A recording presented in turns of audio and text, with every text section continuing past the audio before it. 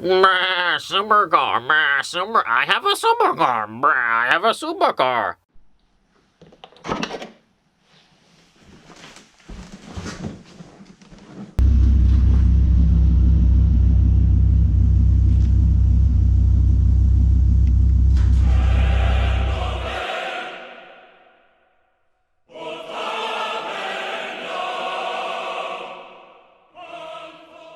Ah, the iconic Dodge Viper. It's a beast of a car. It's a great car. No, it's an amazing car. But it is not a supercar. Does that statement upset you? Feeling a little butthurt? Do you want your mommy to give you a juice box? What are you gonna do? Type angrily on your keyboard? Good, you Mopar morons have already taken the bait. What makes a car a supercar? What bridges the gap between supercar and sports car? Supercar criteria. A car needs to meet certain supercar criteria. What is this supercar criteria, you may be wondering? If you ask the majority of delusional sheep Viper owners, they'll all say the same thing. Track times, bro. Lap times, bro. Nürburgring. Oh my god. Oh my god, he on X Games mode. Dodge said it did XYZ, bro. SRT said it'll do blah blah fucking blah. Mopar told me yada yada yada, schmackety schmackety. So just so you know that you crying out, my car is fast car, Oh my god, does not make it a supercar. Pay attention, boys and girls. Supercar criteria incoming. Number 1, performance. Number 2, technology. Number 3, very important, aesthetic design. And number 4, price. Not one of those, not a couple of those. All of those combined is what you need. Performance. Performance is the main and only reason Viper fanboys continue to incorrectly class the car. Gen 5 performance, to be precise. Doesn't matter if they're a Gen 1 owner, Gen 2, 3, or 4, they'll all foolishly and sheepishly regurgitate what they heard other sheep say. Actually, at the Nürburgring, the Viper shattered all the records. And at every single track worldwide, and it still holds the records till this day. To this day! To this day! Do you know how dumb you all sound saying stuff like that? Allow me to enlighten you. This plus this does not equal this.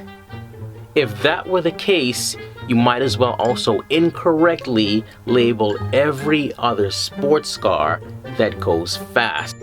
I'm fast as fuck, boy. Still fast as fuck, boy. Come get some. I don't think you have any idea how fast I really am. I'm fast as fuck, boy. Technology. A supercar needs to come equipped with the latest technology of its current generation. Last time I checked, none of the Viper generations came with the latest and greatest technology of its generation. Of its generation. I had to repeat that part because I know you aren't paying attention because you're angry right now. The Gen 1 had no new tech. The Gen 2 finally got power windows and ABS, which at the time was already ancient technology, and that ABS showed up at the end of the Gen 2 run. Gen 3 got AC that actually blew cold. Yes, Gen 2 had an HVAC system, but that was a cheap afterthought. Yes, some Gen 1s also had HVAC, but again, cheap afterthought. The Gen 4 switched to drive-by-wire. Are you kidding me? As good as drive-by-wire may be from a technological point of view, no car guy wants drive-by-wire. Automakers, stop stuffing drive-by-wire in everything. We want good old cable-controlled throttle. That's all we want. The Gen 5 brought nothing new to the table that was useful enough to trickle down to lower model Dodges. What you may think was new on the Gen 5 had already been done by other manufacturers. Well, actually, Dodge made this new cam that does it's like Mopar VTEC. Mopar VTEC! Okay. Aesthetic design. My personal favorite. A supercar needs to have the supercar look. And as much as you all don't like to admit it, the Viper has never, ever had the look. This is my personal biggest gripe with you sheeple ignorantly bleating the name supercar to such an undeserving vehicle.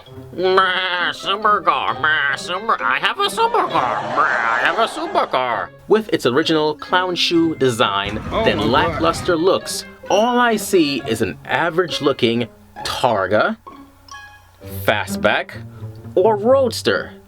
Giant side vents alone does not equal supercar aesthetics, nor does wide tires or ricey eyesore aero bits. Also an afterthought.